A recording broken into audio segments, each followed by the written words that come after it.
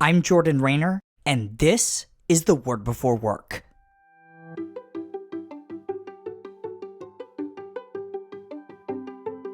Today we're reading from Exodus 18, 14 through 17. Here's what it says. When his father-in-law saw all that Moses was doing for the people, he said, "What is this you are doing for the people?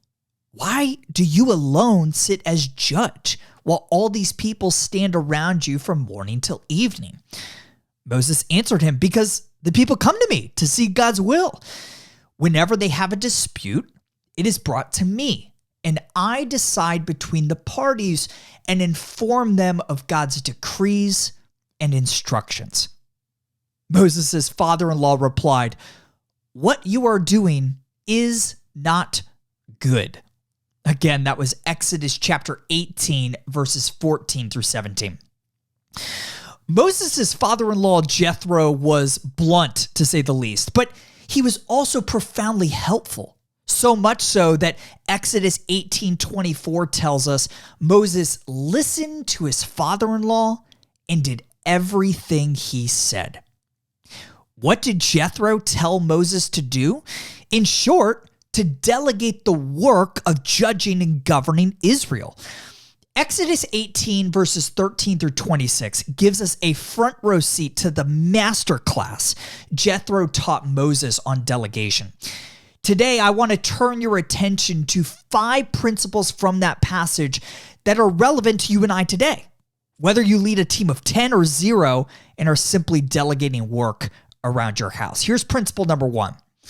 Identify the work that you're most uniquely equipped to do. For Moses, that was to be the people's representative before God and bring their disputes to him. He was the only person that God had called to do that task, and so his father-in-law Jethro urged him to focus as much of his time and energy as he could on that singular activity. Principle number 2, select trustworthy people to delegate other work to. In verse 21, Jethro told Moses to select, quote, capable people to delegate the work of judging Israel to. But when he explained what he meant by capable, he didn't focus on technical skills, but matters of the heart, urging Moses to select, quote, men who fear God, trustworthy men who hate dishonest gain, end quote. Principle number 3, make the time to train and delegate well. One of the most common mistakes I see people make when delegating is not making the time to do that work with excellence. Jethro warned Moses against this, instructing Moses to, quote, teach his team God's decrees and instructions and show them the way they are to live, end quote. Here's principle number 4 we see in Jethro's masterclass on delegation. Trust your team. In verse 22, Jethro said, quote, the simple cases, they can decide themselves, end quote. In other words, don't micromanage, Moses. When we trust those we delegate our work to, it not only serves us by freeing us to focus on the work we're most uniquely equipped to do, it also enables others to do their most exceptional work, and so is a way of serving them. Here's the last principle. Delegate, but do not abdicate.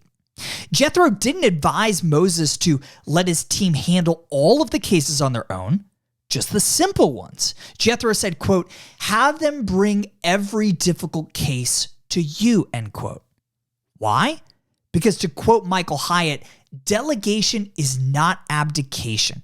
The outcome is still your responsibility, end quote.